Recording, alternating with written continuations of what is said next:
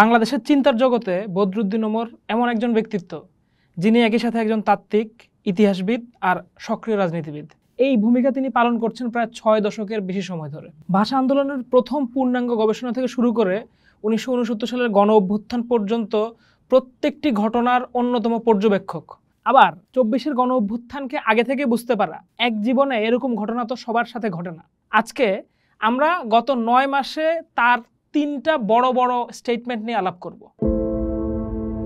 আমরা একটু ভালো করে যদি খেয়াল করি যে জুলাই আন্দোলনের সময় 29শে জুলাই 2024 বণিক বার্তাকে দেয়া একটা সাক্ষাৎকারে বদরুদ্দীন ওমর প্রথম এই ছাত্রদের অভ্যুত্থানকে গণ অভ্যুত্থান বলেছিলেন।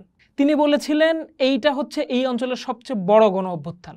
আবার 2025 সালে যখন স্বাধীনতা পুরস্কার দেওয়া হলো তাকে, তিনি সেটাকে প্রত্যাখ্যান করলেন। এই বছর 22 এপ্রিল আবার প্রথম আলোতে তিনি একটা সাক্ষাৎকার দিলেন। সেই সাক্ষাৎকারেও তিনি এমন কিছু কথা বলছেন যেটা আজকের দিনের রাজনীতিকে বোঝার জন্য খুবই ইম্পর্ট্যান্ট। এই সবগুলো টেক্সটকে যদি আমরা বুঝতে পারি তাহলে সামনের রাজনৈতিক উদ্যোগগুলোর আপ টু ডেট মূল্যায়ন আমাদের সামনে হাজির হবে। 2024 সালের 29শে জুলাই বণিক বার্তার সাক্ষাৎকারে ওমর সমগ্র উপমহাদেশের অভ্যুত্থানের ইতিহাসে বাংলাদেশের ঘটনাকে একটা স্বতন্ত্র জন অভ্যুত্থানের ল্যাবরেটরি হিসেবে আখ্যা দিয়েছেন। এখানে ল্যাবরেটরি শব্দটা ইম্পর্ট্যান্ট, কারণ ওমর দেখাচ্ছেন যে গত 70 বছরে এই অঞ্চলে পাঁচটা গণ অভ্যুত্থান হয়েছে, যার সর্বশেষটি ঘটতেছে 2024 সালে। ওমর যখন এই কথা বলতেছেন তখন কিন্তু বাংলাদেশের অনেক বুদ্ধিজীবীরাই এই গণ অভ্যুত্থান সম্পর্কে তেমন কোনো কথা বলতেছেন না।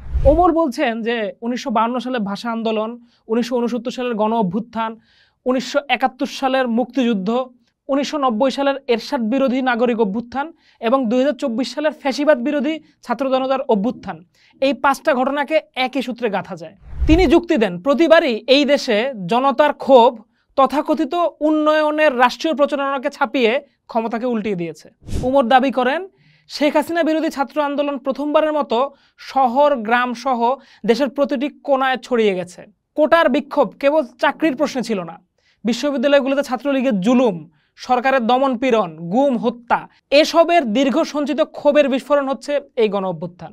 সরকার গোলা বারুদ নির্ভর দমন চালিয়ে পরিস্থিতিকে কারফিউ নির্ভর স্বাভাবিকতায় রাখতে চেয়েছে, কিন্তু জনবিক্ষোভ দমন করা যায়নি।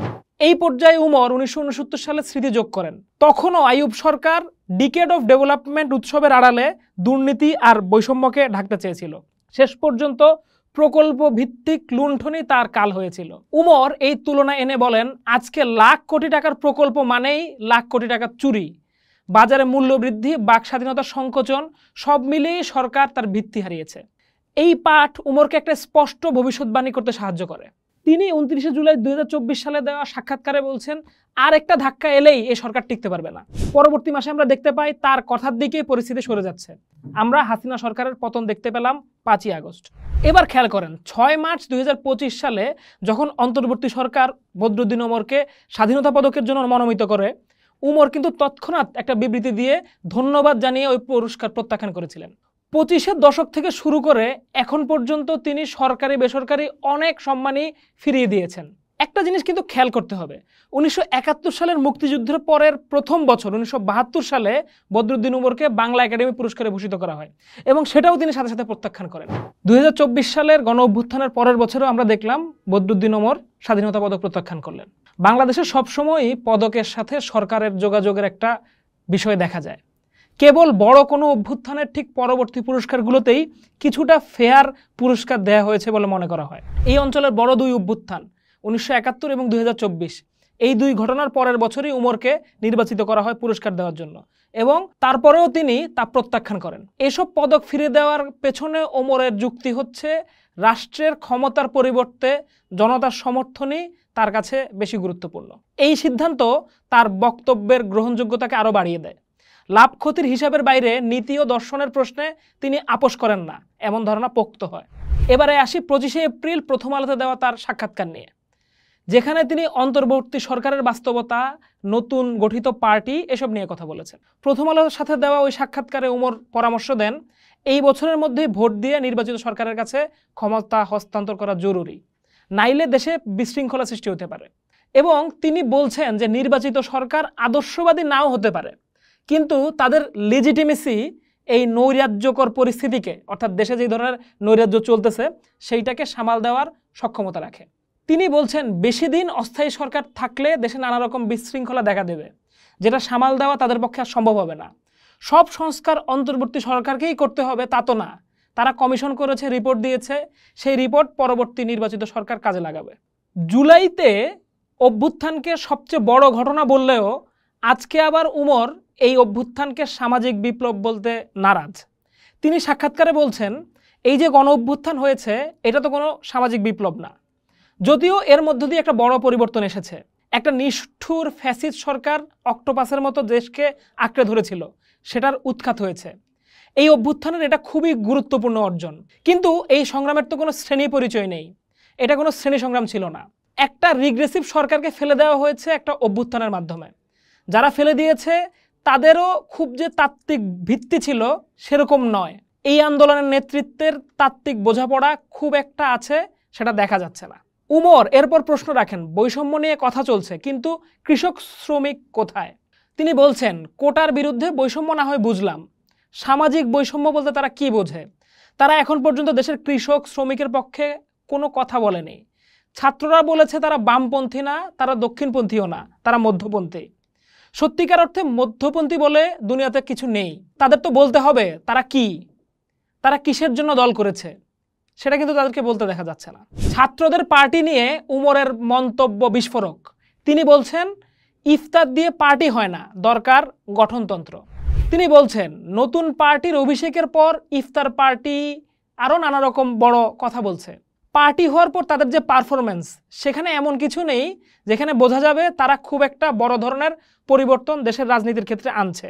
তারা বলছে সংবিধান পরিবর্তন করতে চায়। কি ধরনের পরিবর্তন করতে চায়, কেন পরিবর্তন করতে চায়, তার বিস্তারিত কিন্তু তারা বলছে না।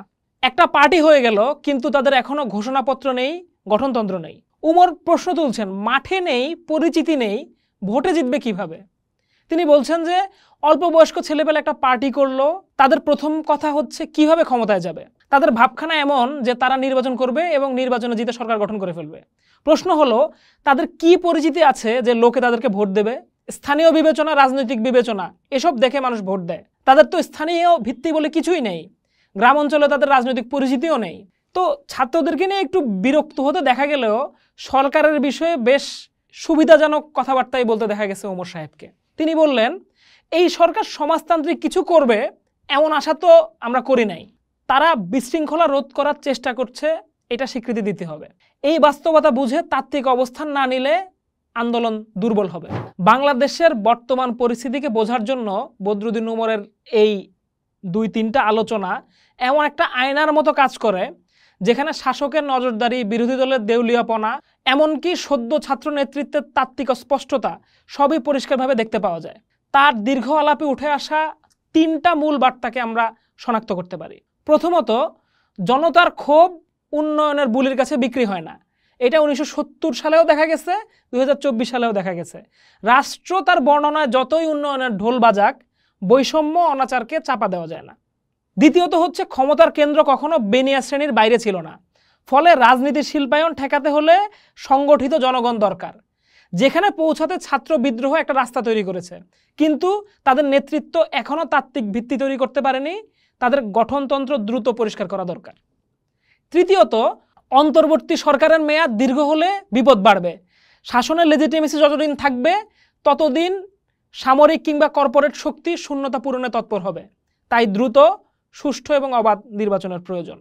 পোস্ট দেখুন, ভাবুন, করুন। থাকুন পোস্টের সাথে।